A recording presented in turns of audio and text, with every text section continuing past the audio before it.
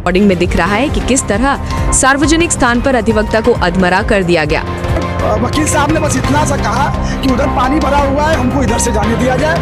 उस इतनी सी बात पर उन्होंने बोला कि मैं अधिवक्ता हूँ, और पुलिस वहीं से तुरंत अधिवक्ता का नाम सुनते ही 5-6 महीने से लगातार थानों पे अधिवक्ताओं के साथ उत्पीड़न हो रहा है।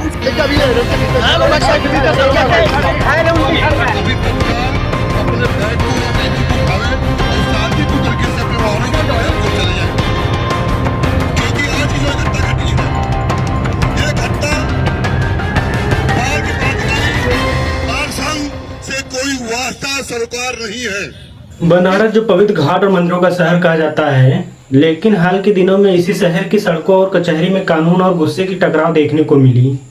एक ओर पुलिस पर वकील से मारपीट का आरोप और दूसरी ओर वकीलों का पुलिस कर्मियों पर हमला। सबसे ज्यादा चोट दरोगा मिथिलेश प्रजापति को आई। गंभीर हालत में दरोगा को उपचार के लिए पहले दीनदयाल तो बाद में बीएचयू ट्रॉमा सेंटर में रेफर कर दिया गया। दरअसल वकीलों ने दरोगा की बुरी तरह से पिटाई इसलिए की क्योंकि अधिवक्ता भाई के साथ आज से लगभग 3 दिन पहले 2 दिन बिफोर संडे रविवार को वो दर्शन करने अपने परिवार के साथ जाते हैं, लक्ष्मी माता का दर्शन करने। उस दर्शन के दौरान उनका रथ यात्रा चौराहा से उनके घर की दूरी 100 मीटर लगभग थी। वन वे होने के कारण वकील साहब ने बस इतना सा कहा कि उधर पानी भरा हुआ है, हमको इधर से जाने दिया जाए। उस इतनी सी बात पर उन्होंने बोला कि मैं अधिवक्ता हूँ, और पुलिस वहीं से तुरंत अधिवक्ता का नाम सुनते ही उस व्यक्ति का जैसे लगा कि एक रावण की भूमिका में अधिवक्ता से पेश आया।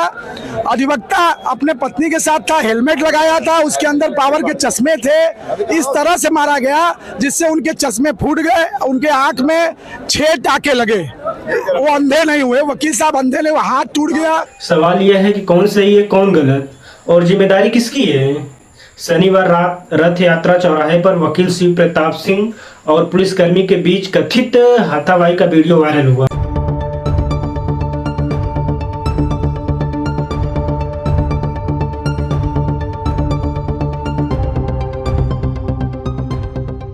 घायल वकील को बीएचयू ट्रॉमा सेंटर भेजा गया और वकीलों ने विरोध प्रदर्शन किया, लेकिन इस मामला यही नहीं रुका। 2 दिन बाद कचहरी परिसर में माहौल बिगड़ गया। वकीलों के एक समूह ने एसआई और सिपाहियों पर हमला कर दिया।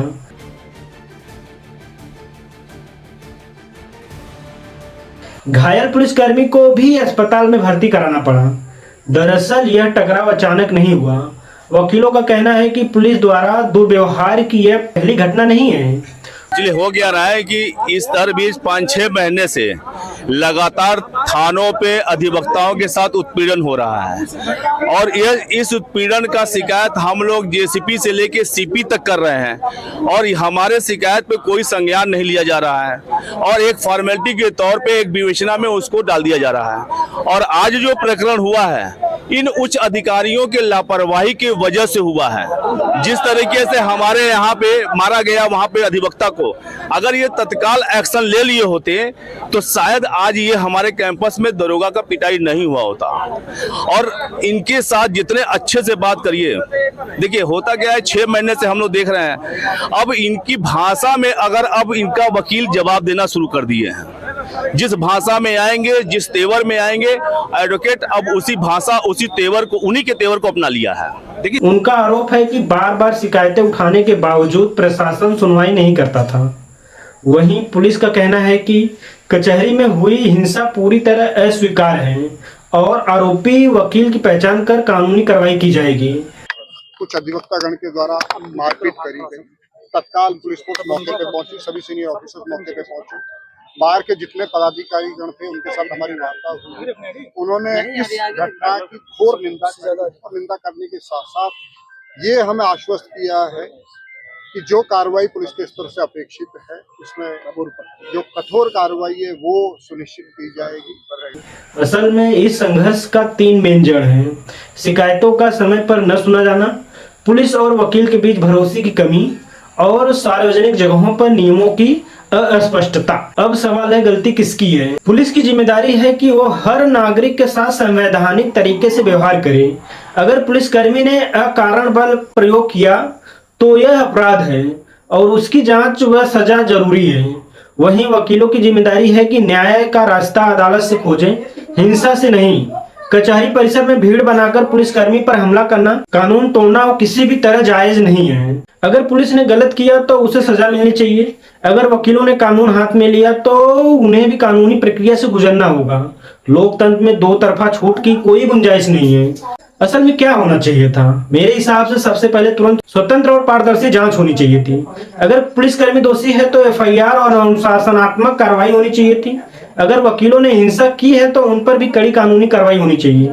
साथ ही लॉयर एसोसिएशन और पुलिस के बीच संवादात की व्यवस्था होनी चाहिए। त्योहारों और जुलूसों के दौरान ट्रैफिक और सुरक्षा एसओपी लागू होना चाहिए और पुलिसकर्मियों को बॉडी कैम और सीसीटीवी की निगरानी में काम करना चाहिए।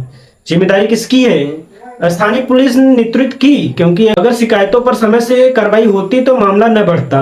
गलती प्रशासन की भी है, क्योंकि लंबे समय से आ रही शिकायतों को अनदेखा किया गया। वकीलों को हिंसक होने से रोकना उनका जिम्मेदारी था। बनारस की यह घटना केवल पुलिस और वकीलों की भिड़ंत नहीं है, यह भरोसे का संकट है।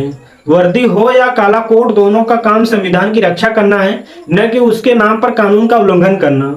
जो गलत है उसे कानून के हिसाब से सजा मिलनी चाहिए, चाहे वो पुलिसकर्मी हो या वकील। समाज में असली बदलाव तभी होगा जब हम कानून पर भरोसा करेंगे, न कि हाथ उठाने पर। अब फैसला आपका है। आपके हिसाब से गलती किसकी है? पुलिस की, वकीलों की या दोनों की? कमेंट में जरूर बताइए। जय हिंद।